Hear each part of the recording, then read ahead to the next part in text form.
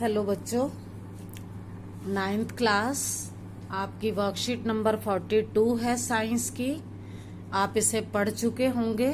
कुछ बच्चों ने इसके क्वेश्चन मुझे सॉल्व करके भेजे हैं। जिन बच्चों ने कर लिए हैं वो अपनी गलतियों को ठीक करें, और जिन बच्चों ने नहीं किया है या उन्हें समझ नहीं आया है वो इस वीडियो को ध्यान से देखें, और उसके बाद भी अगर आपका कोई डाउट रहता है तो आप मुझसे पूछें। चलो अब हम इसे स्टार्ट करते हैं।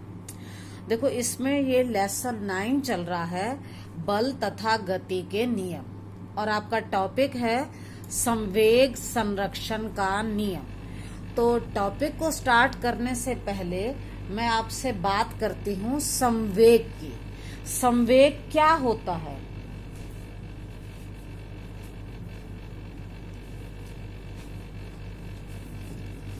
देखो बेटा, आप पहले पढ़ चुके हो कि संवेग का मतलब है, यहां से आप पहले वेग ले लो, ठीक है, और ये सम का मतलब इसमें यहां द्रव्यमान लगा लो।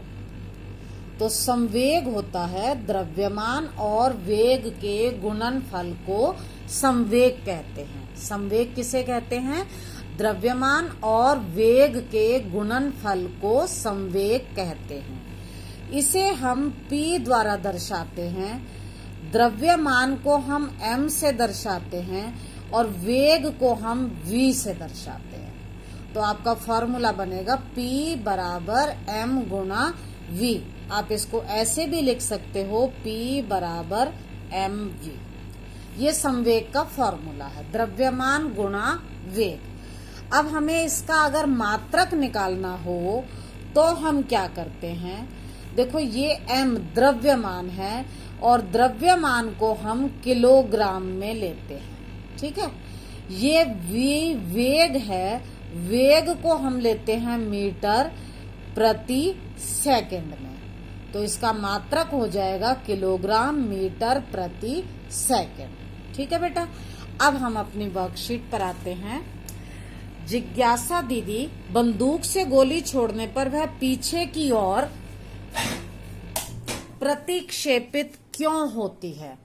आपको मैंने पहले भी बताया था कि जब हम लाइटर से गैस जलाते हैं तो कई बार हमारे कंधे में पीछे की तरफ झटका लगता है। ऐसा ही बंदूक की गोली के साथ होता है। तो इसका कारण क्या है? जिज्ञासा दीदी बताती है, ज्ञान, इसे हम संवेग संरक्षण के नियम से आसानी से समझ सकते हैं। कौन सा नियम समझना है? संवेग संरक्षण का नियम। और ये नियम गति के तीसरे नियम पर आधारित है। संवेग संरक्षण का नियम किस पर आधारित है? गति के तीसरे नियम पर। गति का तीसरा नियम आपको याद होगा, क्रिया और प्रतिक्रिया समान लेकिन विपरीत दिशा में होती हैं।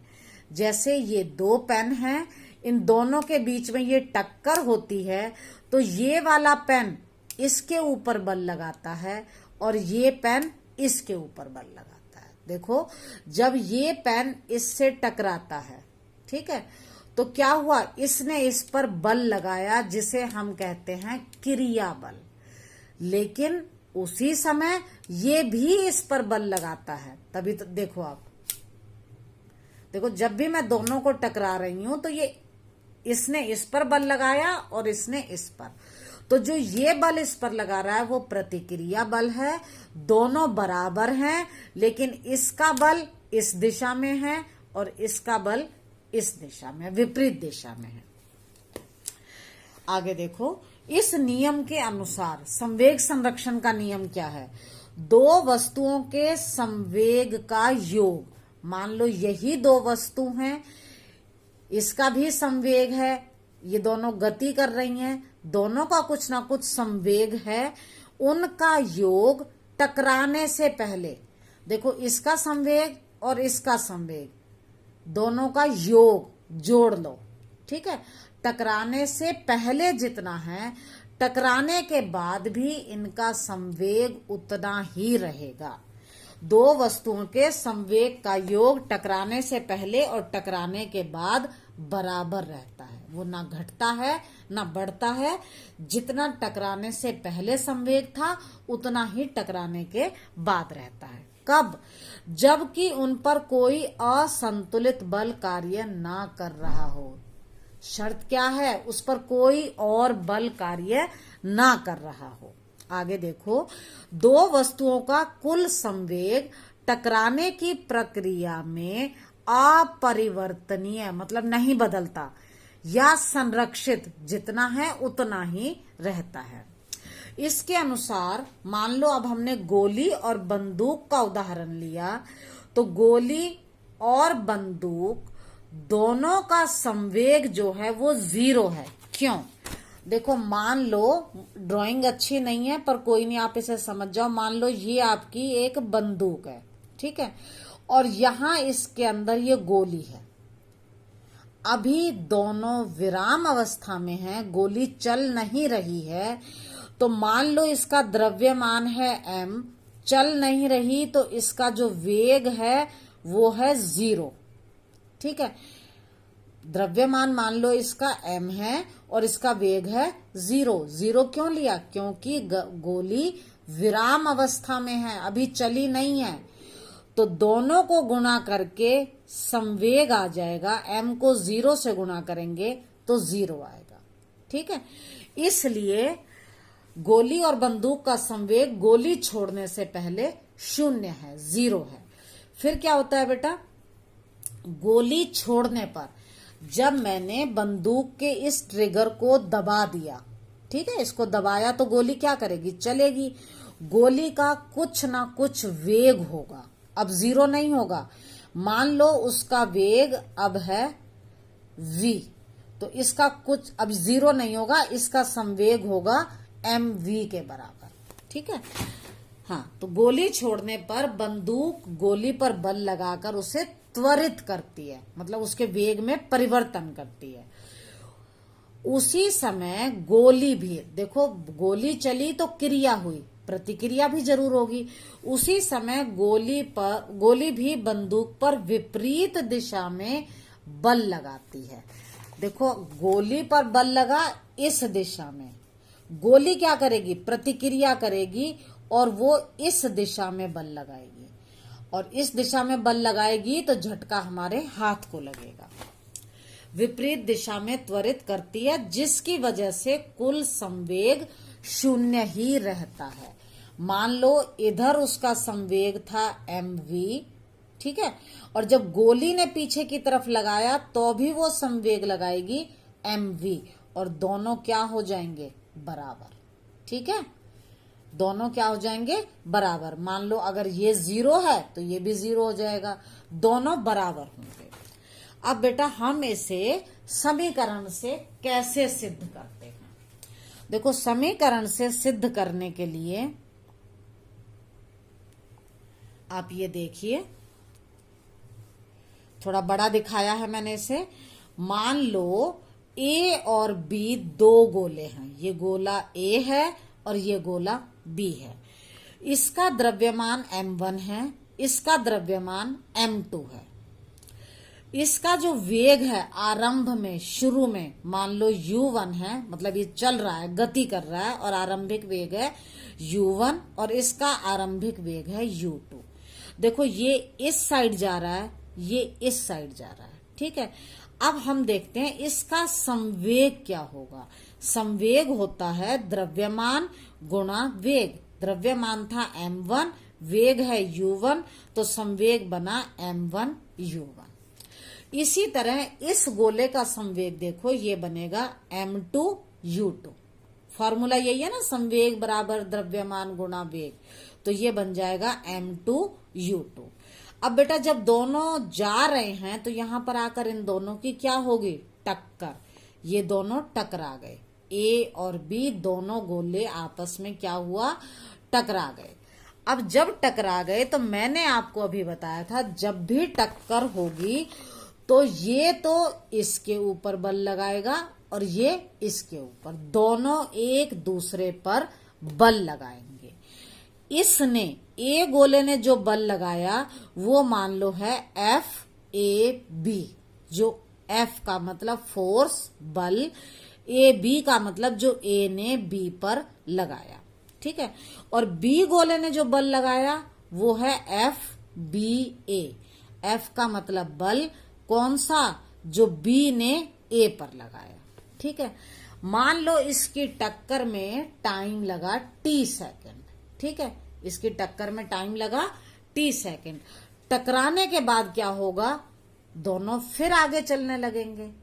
आप दो कंचे लेकर या दो गेंद लेकर आप इसको ट्राई कर सकते हो, ये फिर से चलने लगेंगे। मान लो अब इसका वेग हो गया v1 और इसका वेग हो गया v2। अब दोबारा से हम संवेग देखेंगे, m1 v1, इसका संवेग आएगा m2 v2, ठीक है। देखो ए गोले की बात करें, इसका संवेग पहले था m1 u1, टकराने के बाद संवेग हो गया m1 v1। संवेग में कितना परिवर्तन आया, परिवर्तन के लिए हम बाद वाले में से पहले वाला माइनस करते हैं। m1 v1, इसमें से हम पहले वाला m1 u1 माइनस कर देंगे, ठीक है। m1 v1 minus m1 u1। अब क्या किया, यहां से m1 कॉमन निकाल लो तो ये बचेगा v1 माइनस u1। इसी तरह आप इस गोले के संवेग में परिवर्तन निकालोगे, ये आएगा m2 v2 minus m2 u2। इसमें से इसको माइनस किया, m2 कॉमन ले लो, ये आएगा v2 माइनस u2। अब देखो गोले ए के संवेग में परिवर्तन m1 v1 माइनस u1। गोले बी के संवेग में परिवर्तन आया m2 v2 माइनस u2।